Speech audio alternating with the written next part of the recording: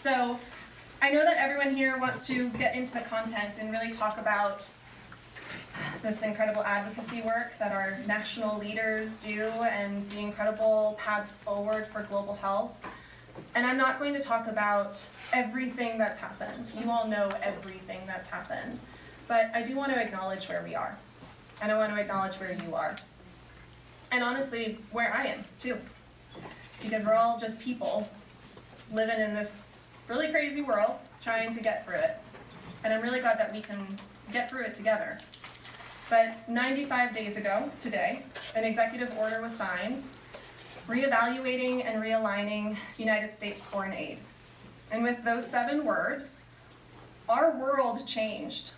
Our individual worlds, our shared collective world, it changed overnight.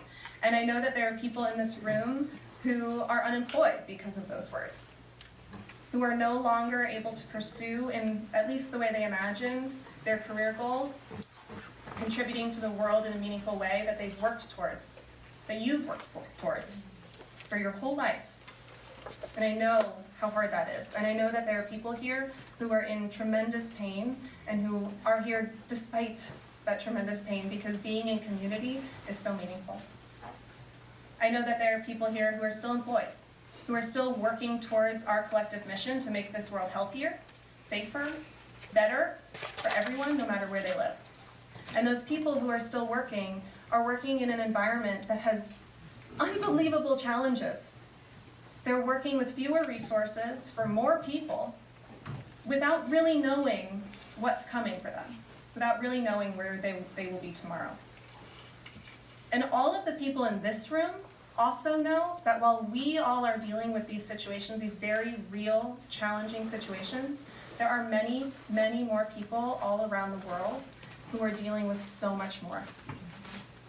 And that's what motivated all of us to do this, right?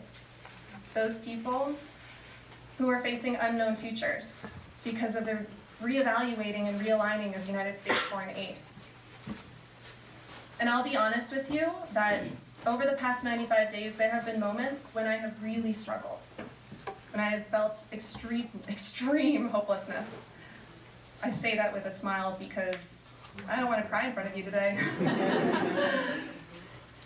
I've really had a hard time with this, as I know every person in this room has.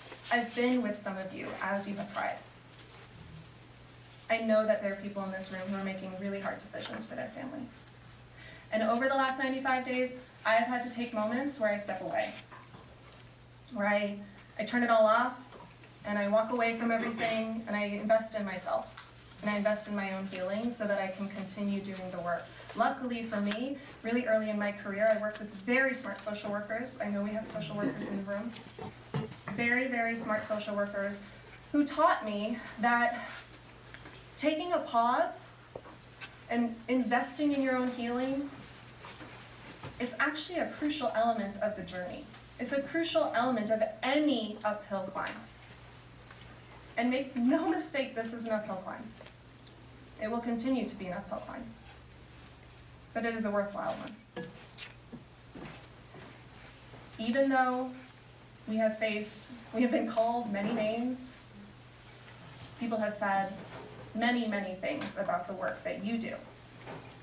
We have faced challenges and insults that we never thought, as public servants to the world, we never imagined would be thrown our way.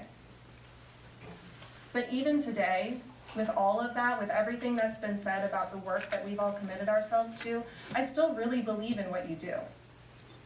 I don't just believe it. I actually know that what you do is valuable, that what you do is life-saving. This is life-saving work, and when we say life-saving, that is not hyperbole.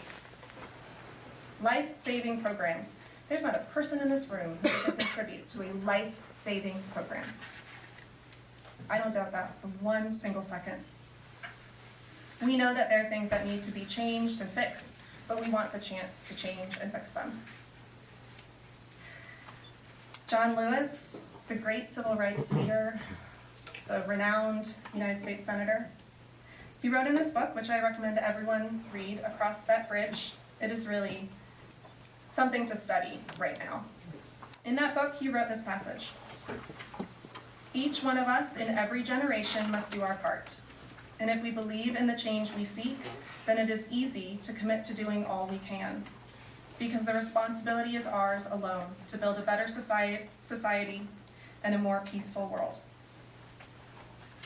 I'm fueled by this passage, by the great civil rights leaders' words, because it reminds me that no one is going to come and do this for me, that I am actually the right person to be doing what I'm doing, and you are the right person to be doing what you're doing. There is one part that I disagree with, though. He writes, if we believe in the change we seek, then it is easy to commit to doing all we can, and I don't think it's easy. This doesn't feel easy to me. Even standing in front of you right now and trying to find the words that can meet you and meet me and meet all of us where we are, it's not easy. None of this is easy. Looking to tomorrow is not easy. But the good news in that is that public health is not easy, and global health is not easy, and international development is not easy. I haven't met a single person in our sector, a single person motivated to make the world healthier and better. There's not a single one of us who's motivated by what is easy. If you know that person, show them to me, because we are all motivated by what is hard. And so, today, knowing that it is hard, knowing that it is an uphill climb, and that we have to take breaks along the way, knowing that the challenges are unknown, and it's all different. We're in a different world than we were before.